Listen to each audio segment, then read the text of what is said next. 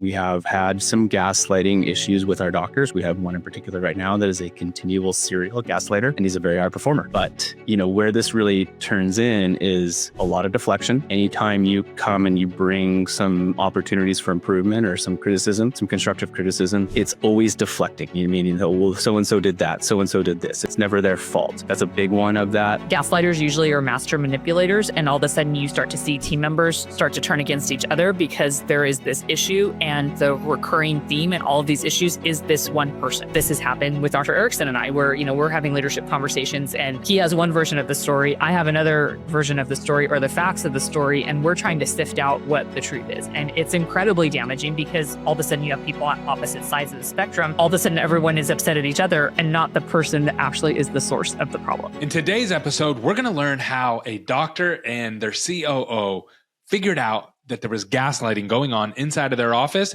and what they did to fix it. And it's not going to be what you think. This is actually really, really informative. And I learned a lot from this. If you're a business owner, this is going to be an episode that helps you. You're going to want to stay tuned for this one. Welcome back to another episode of Dental Marketing Theory. I'm your host, Gary Bird. I'm the owner of SMC National, where we help offices just like yours level the playing field against the big guys out there so you can grow the way that you want, but you can't grow if you're being gaslit by your best performing leaders in your office. And in today's episode, we have Dr. Ericson and Jennifer Paxton, who's the COO of Pathway Dental Group. And they're going to be sharing with you what happened to them, how they were gaslit, and then how they actually solved this problem. If you ever felt like you were being gaslit before, this is going to be an episode you're going to want to pay close attention to. Stay tuned. All right, we are live. And today we're going to be talking about 7 signs of a gaslighter in your dental office. Let's just tackle the first question. Dr. Ericson, I would love to hear from you. How does a gaslighting typically show up in a dental office setting? Yeah, it's huge. And this is something, and the reason I asked Jennifer to be on this is because it was something that I definitely was not aware of that was being done to me a lot of times in the practice. But, generally, we talked about kind of before the show, is generally this is showing up with your high performers, right? And whether that comes from them thinking they can get away with things, thinking that they're just more motivated, or it's coming from the leadership team not cracking down, quite frankly, on the high performers because they're afraid of, what might happen. Ruffling the feathers of a high performer might kind of, maybe they're not performing as well as much. But this really shows up, and I really notice it is with our doctors that we have, and we have had some gaslighting issues with our doctors. We have one in particular right now that is a continual serial gaslighter. And he's a very high performer. But, where this really turns in is a lot of deflection. Anytime you come and you bring some opportunities for improvement or some criticism, some constructive criticism, it's always deflecting. It's always deflecting. Meaning, well, so-and-so did that, so-and-so did this. It's never their fault. That's a big one of that. This comes from end runs, which is a new term to me probably 5 or 10 years ago. And I didn't really even understand kind of what that meant. But essentially what it is if you don't get the answer you want from daddy, go ask mommy. And that happens a ton, especially kind of in a group setting where we do have kind of multiple, pillars of leadership in our practice, things like that, including the doctors.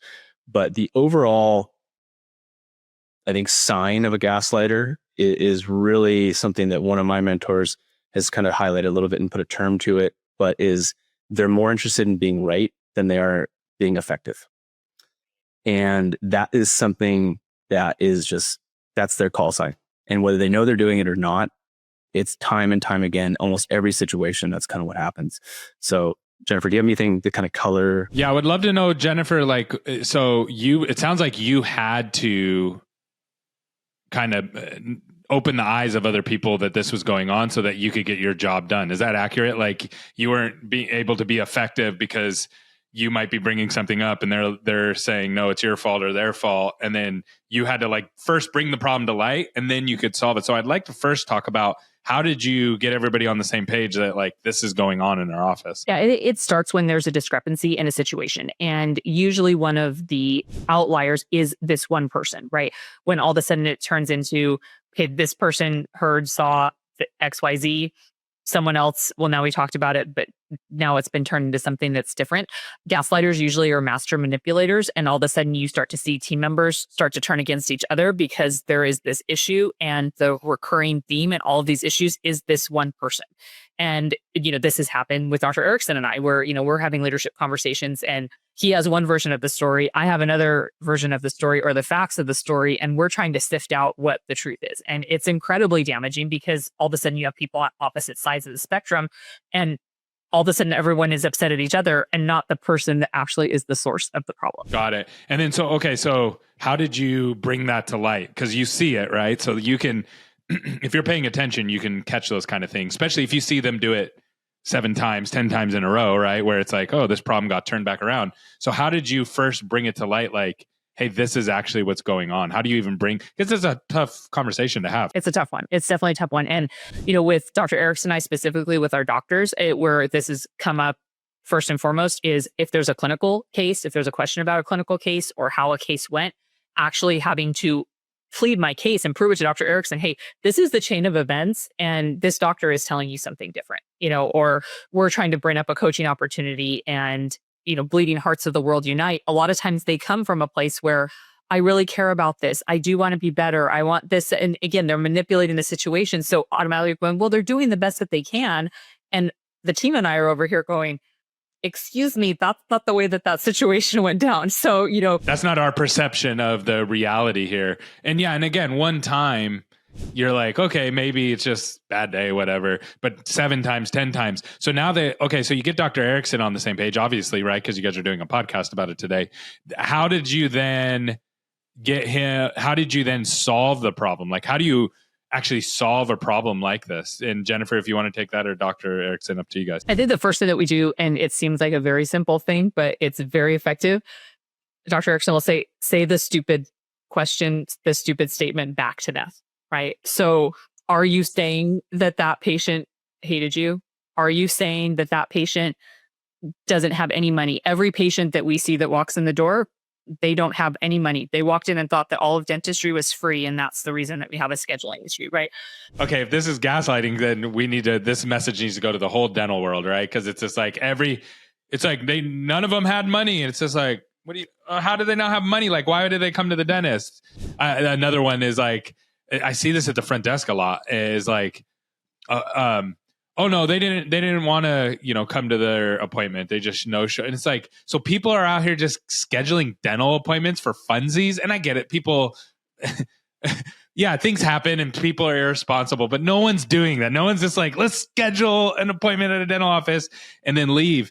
So Dr. Ericson, so once Jennifer brought this to your attention and then you're like, oh, stink, this is happening. I love her example of saying back the stupid thing. How else did you support your team at this point going, okay, I need to help them? Yeah, I mean, a big lesson for me was the same thing when I realized about end runs is I needed to create some space between hearing what's happening and actually reacting. And a lot of that involved me saying, okay, I got all the facts. Let me kind of try to figure that out.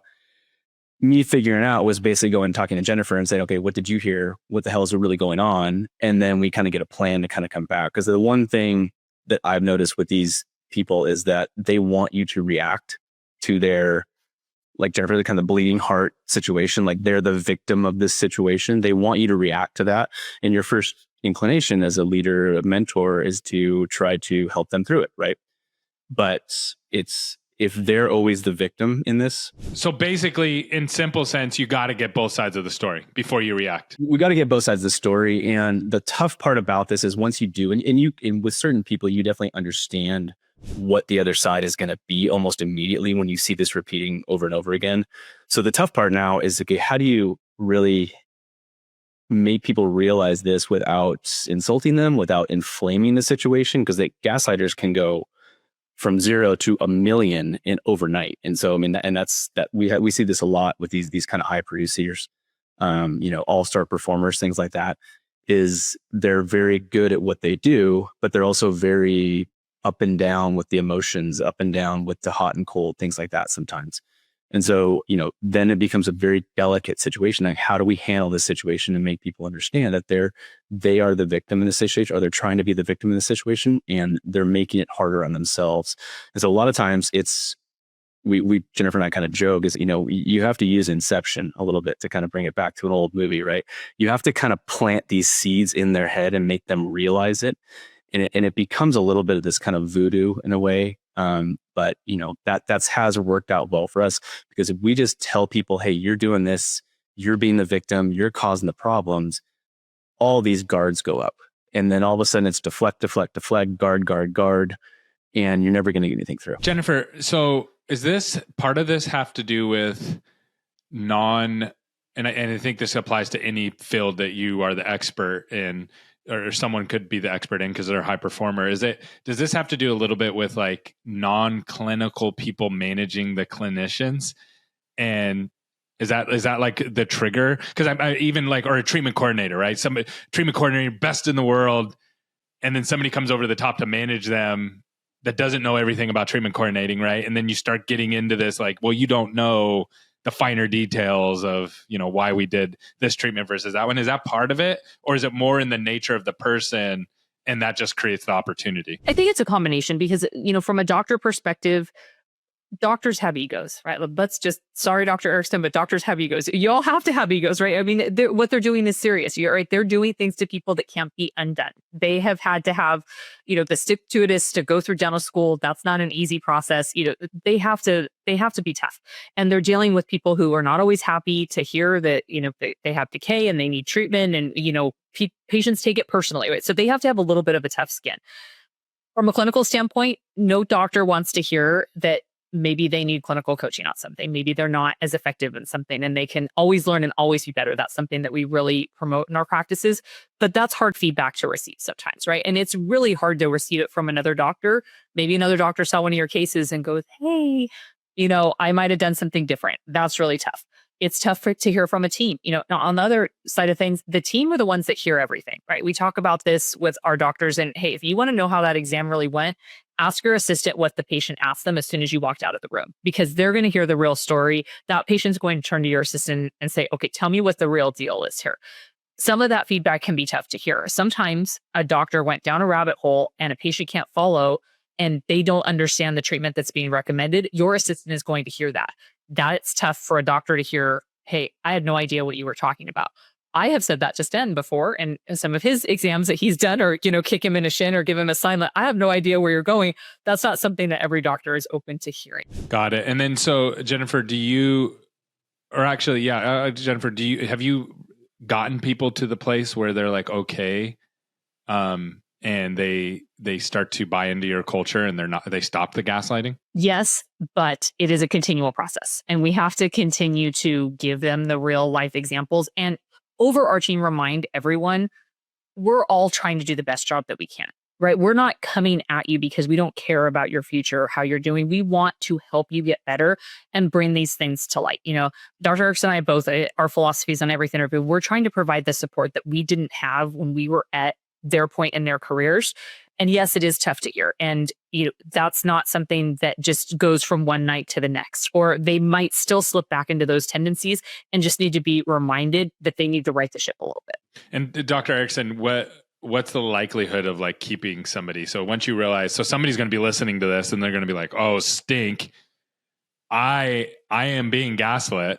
And what's the likelihood of them actually winning this person back and getting them back on page and retaining their team and making probably, I imagine this is going to be my next question, is like creating a happy place to work, because it's not a happy place to work when this is going on. It's not a black and white situation. I'll tell you that right now. And I think every single person we've had on our team, and every single person almost everyone has on their team, has had gaslight instances in their just day-to-day operation. And we all do. I mean, I do, Jennifer does, I'm sure you do, Gary, at some point, but we catch it really quickly. And it's not a ingrained character in a lot of people. It's what we're really talking about right now is the people that wake up and they're the victim, wake up and they want to, I hate to say kind of, spoil the party kind of around them just to make themselves feel better. But the little bit of that is what it is. And flipping those people is definitely hard. And we've done it a lot over and over and over again in our practice. And I can tell you right now with the doctors specifically, I think there's 2 or 3 of them right now that are not permanently non-gaslighters, but they're pretty much, and I think what it really takes from a leadership standpoint is recognizing those little hints that that's happening.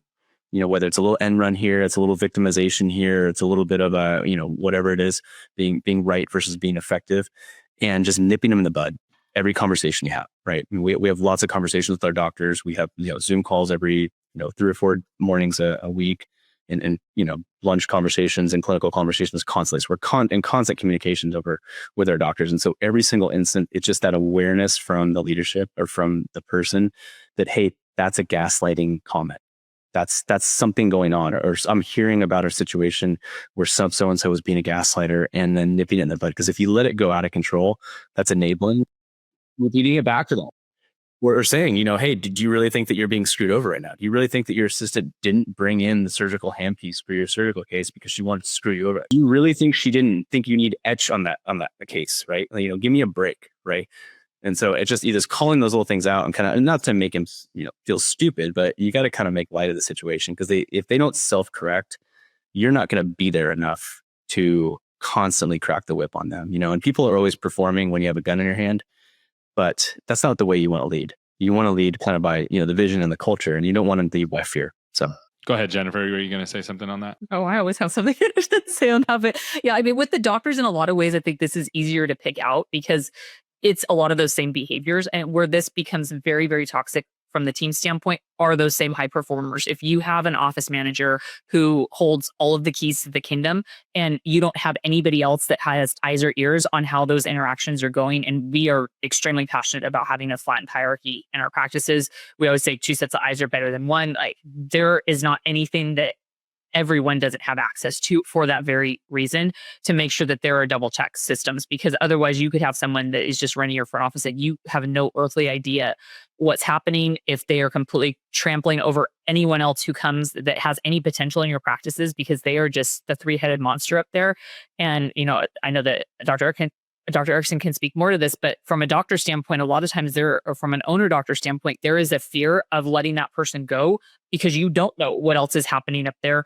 You don't know how to train it. You don't know how to onboard a new person. So you're just going to let that 3-headed monster go because you don't have another option. So how do you deal with that? Like, that is, I think everybody's been in that position before, maybe not with gaslighting, but with something, right? Like, somebody's causing massive harm to the company overall, but you are like, if I let this person go, that will cause more harm than the person's causing. It's like bad versus worse, right?